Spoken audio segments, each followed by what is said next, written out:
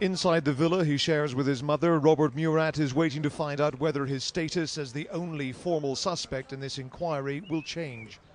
Members of his family have been to visit to offer support and continue to tell the media that he's innocent. It's just horrendous how he's feeling at the moment. He can't sleep, he can't eat, he's pacing up and down, he feels trapped. It's awful. Many people who know him insist he was only trying to be helpful to the media by spending so much time around the crime scene.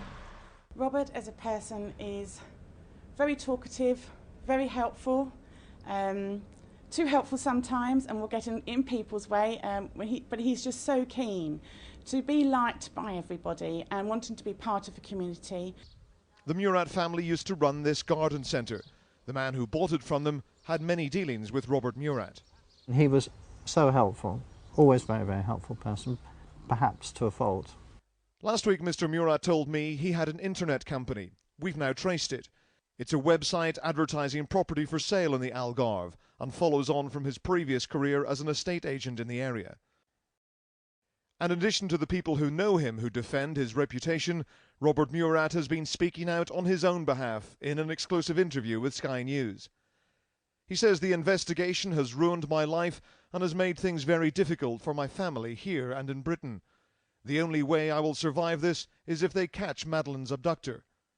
And he claims he's been made a scapegoat for something he didn't do. The police are reported to have knocked down a wall at the property during their search. The civil engineer who designed the villa in 1993 says it's a unique property, with one feature that may have made it more difficult for the police to get access to.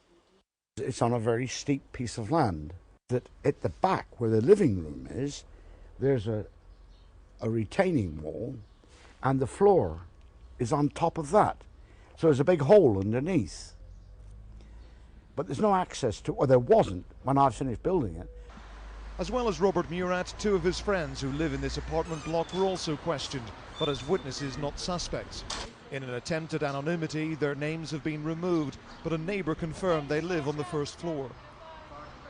Marietta Walchuk is thought to have been having a relationship with Mr. Murat, even though she's still living with Luis Antonio, her Portuguese partner. Mr. Murat has contacted British consular officials for help. As a citizen, he's entitled to do so. A spokesman for the British Embassy confirmed that they had offered assistance to a man involved in the Madeleine McCann inquiry, even though they normally wouldn't get involved until someone had actually been charged with a crime. That assistance includes providing a list of suitable lawyers.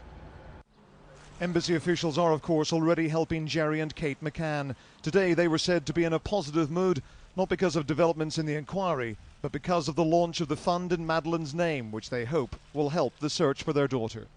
Ian Woods, Sky News, Praia da Luz.